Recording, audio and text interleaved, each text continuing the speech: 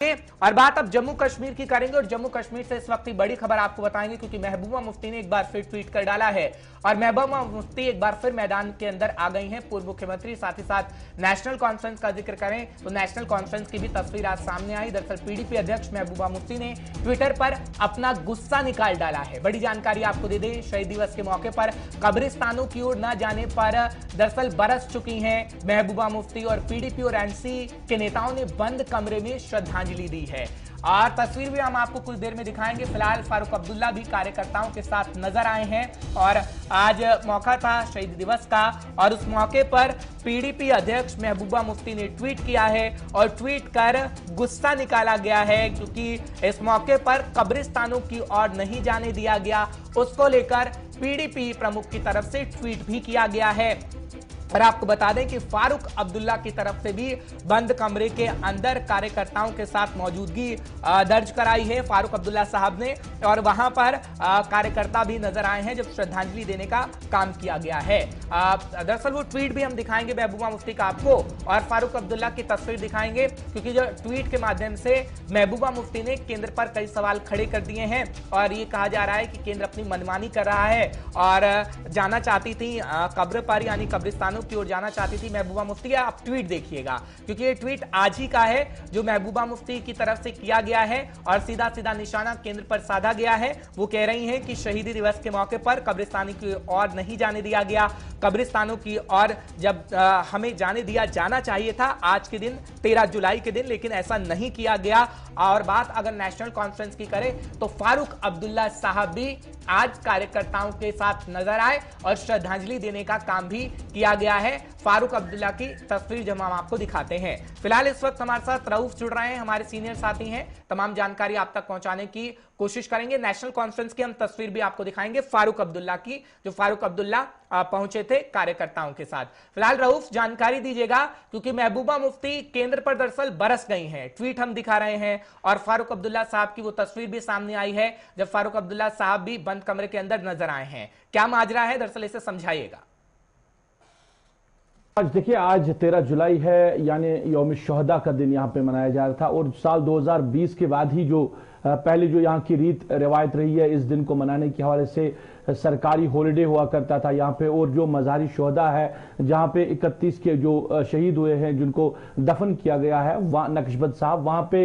ये political leaders जाते हैं। हर एक पॉलिटिकल, चाहे कांग्रेस की बात करें, नेशनल कॉन्फ्रेंस की बात करें, पीडीपी की बात करें और जितने भी पॉलिटिकल पार्टीज यहाँ की हैं वो वहाँ पे जाके फातह खानी करते थे। और साल 2020 के बाद आर्टिकल एब्रीगेशन के बाद जब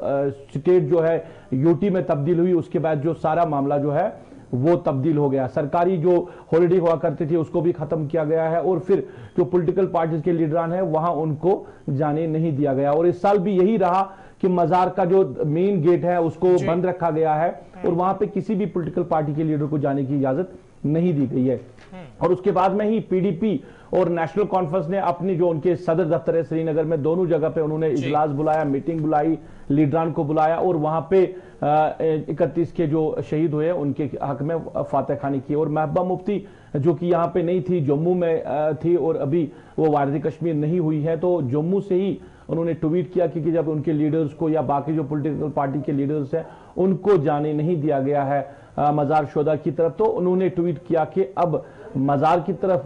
जाने पे भी पाबंदी लगाई गई है। कहीं ना कहीं उन्होंने तनकीद का निशाना बनाया है मरकजी सरकार को, यहाँ की स्टेट एडमिनिस्ट्रेशन को। और आज की अगर हम इस हवाले से बात करें, देखिए हर्ष, वहां पे जहां पे ये मजार शोदा है वहां पे पूरी तरह तारे लगाई बिछा दी गई थी, पूरी तरह एरिया को बंद रखा गया था और किसी भी फर्द को मजार की तरफ जाने की इजाजत नहीं दी गई थी। ठीक है, क्योंकि हम महबूबा मुफ्ती का मिजाज थोड़ा बदला बदला देख रहे हैं क्योंकि कल प्रेस कॉन्फ्रेंस भी की गई थी जम्मू के अंदर और केंद्र पर सीधा सीधा निशाना साधा जा रहा था। क्या आपको लगता है कि आगे आने वाले समय में पीडीपी का आगे क्या रुख रहने वाला है, क्योंकि हम कई मुद्दों को देख रहे हैं, कई मुद्दों के पर पीडीपी सबसे जुदा जुदा नजर आ रही है। अगर पीएचजीडी की अलग बात करें तो वो एक तरफ अगर हम रख दें और एक पार्टी का सिर्फ जिक्र करें पीडीपी का, तो क्या स्थिति आपको लग रही है इस वक्त? देखिए हर्ष, कहीं ना कहीं अगर पार्टी की पीडीपी लीडरशिप की बात करें, महबूबा मुफ्ती की खासकर बात करें, तो वो जो स्टैंड उनका था जब आर्टिकल को एब्रिगेट किया गया है, और जो उस वक्त स्टैंड था जबकि वो जेल में भी बंद रही, नजर बंद रही, उसके बावजूद भी जो स्टैंड था उसी स्टैंड पे कायम है कि वो कह रहे हैं कि ये इलीगल तरीके से हुआ है। जो कुछ जम्मू कश्मीर के लिए कानून लाए गए थे, उन कानून को लेकर बार बार वो बात कर रही है कि ये इलीगल तरीके से यहां पे लगाए गए हैं, और मरकजी सरकार जब तक इनको वापस न लेगी तब तक तो वो इनके खिलाफ आवाज अपनी बुलंद करती रहेगी। ये स्टैंड है महबूबा मुफ्ती का। और कल जम्मू में जिस तरह उन्होंने प्रेस कॉन्फ्रेंस किया है, और वहां पे भी उन्होंने अपनी एक तरफ से बड़ास कह सकते हैं, उन्होंने बड़ास निकाली है। जिस तरह उन्होंने कहा कि जम्मू कश्मीर के हवाले से कहा गया था कि यहाँ के दूध की नदियां बहा दी जाएगी, डेवलपमेंट होगी, तामीर व तरक्की होगी, तो कुछ भी नहीं हुआ है। या पाकिस्तान के साथ जिस तरह उन्होंने कहा कि फिर एक बार की बातचीत करनी चाहिए, और जो वाजपेयी साहब का मिशन है उसको आगे ले जाने की बात कही। तो कहीं ना कहीं जो पीडीपी है वो स्टैंड पे अभी कायम है, क्योंकि पीडीपी जो